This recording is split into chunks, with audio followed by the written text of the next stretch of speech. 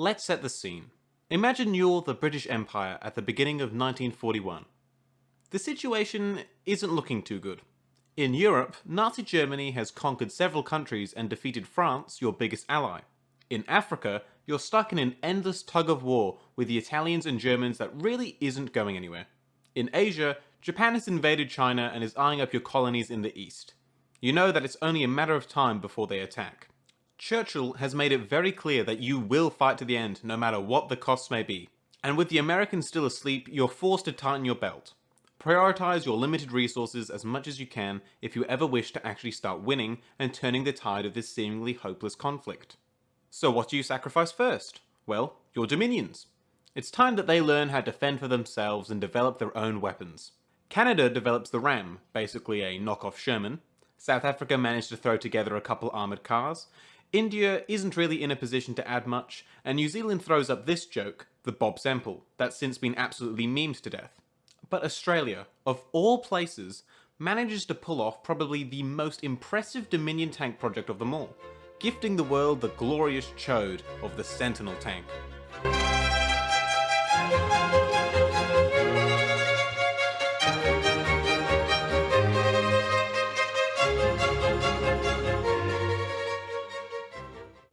Australia's contribution to the world of tanks is surprisingly sizable. Arguably, Australia was actually the first country to invent the tank, by this top bloke right here, Lancelot de Mol, aka Lance for short. In 1912, Lance went for a nice long drive around the outback after sculling a few too many VB long necks, yeah mate! I am terribly sorry for my accent mockery, but in all fairness, I am a dual citizen of Australia, so just let me have this. But yes, after an uncomfortable travelling experience in rural Australia, Lance came up with the idea of replacing the wheels on his car with caterpillar tracks instead. Lance also realised that this type of vehicle would be rather useful in combat situations, so presented his idea to the British War Office, who promptly responded a whole year later in June 1913 with "no thank you." Probably because they didn't believe something so ridiculous would ever be used in combat.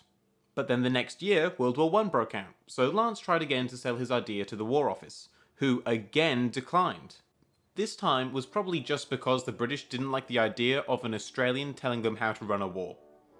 But then in 1915, the British invented their own tank, the Mark I, and Lance wasn't too happy that the British had basically refused to use his idea, and then went ahead and invented basically the exact same thing anyway.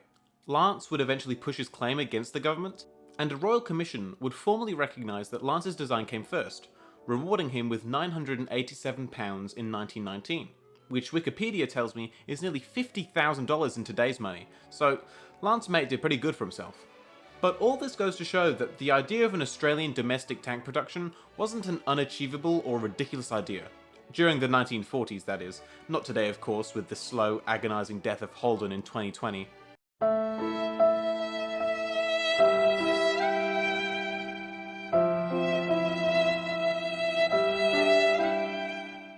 Fast forward to 1941. Following the near disaster at Dunkirk and the failure of the Greece campaign for the Allies, Britain was unable to supply its Dominion allies with the sufficient weapons and equipment they needed.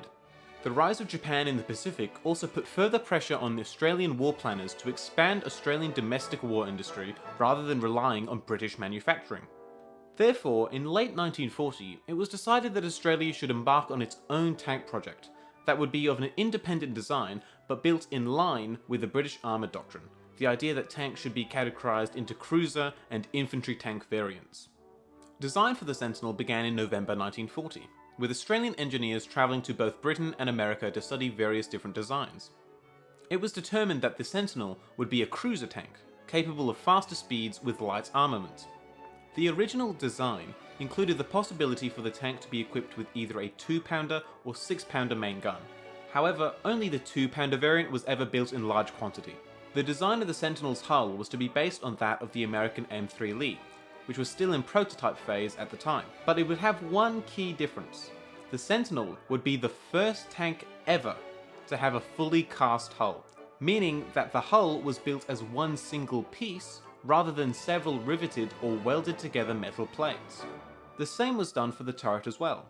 It was a spectacular innovation, especially considering Australia's industrial capacity at the time. However, it didn't really appear to have that much of an advantage. as it also came with the cost of added weight, which is why this production method never really caught on. The tank suspension was a hybrid design between the French Hotchkiss H45 and American M3. Originally, the Australians wished to fit a Pratt & Whitney Wasp aircraft engine in the Sentinel, but none of these were available at the time. So, the Australians came up with the most Australian solution possible, fitting the Sentinel with 3 Cadillac V8s in a cloverleaf formation, which surprisingly gave the Sentinel the impressive top speed of nearly 30 miles per hour, or 48 kilometers an hour, which was faster than the British Crusader tank alternative. No wonder the Australians are so obsessed with V8s. Aw, mate, please come back. Additional armaments included 2 Vickers machine guns, including a water-cooled version which was fitted in the main hull, which is the reason why the gun carriage has a rather peculiar bulge. By 1943, the New South Wales Railway Company managed to produce 65 Sentinel tanks which were planned to be used in the 1st Australian Armoured Division, formed in July 1941. However, the Sentinels never actually saw service. By the time they were ready, America had entered the war and the British had recovered from the shock of Dunkirk, meaning Australia's armoured units were instead equipped with British and American tanks such as the Sherman and the Churchill. But the Sentinel program didn't just stop there. An upgunned version, known as the Thunderbolt, was built with a 17-pounder anti-tank gun, an impressive capability for a tank the Sentinel's size. But only one was ever built.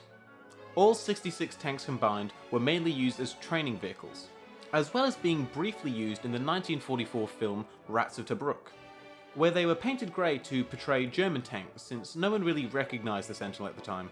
At the end of the war, most of the Sentinels were deconstructed. Their V8 engines were sold off and their armoured hulls converted into farming vehicles. But a few still remain today, such as the one at the Australian War Memorial and another at the Bovington Tank Museum in the UK. The Australians had a go at a few other designs after the war, such as the self-propelled gun called the Yaramba, I think. For the life of me, I honestly don't know how to say that word.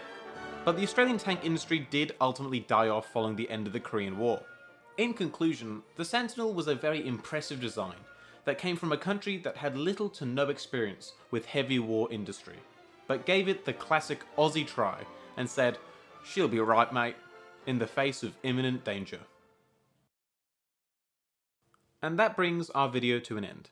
Hello to all my new viewers. My last video got picked up a little and is currently my most viewed video, so thank you for that. It really encouraged me to do my best and add a little extra to this one. I hope you enjoyed this video as much as I enjoyed making it. My next video will probably be a continuation of the Forgotten Front series. If you want to learn more about little niche parts of history, consider subscribing. I upload as often as I can. Thank you and goodbye.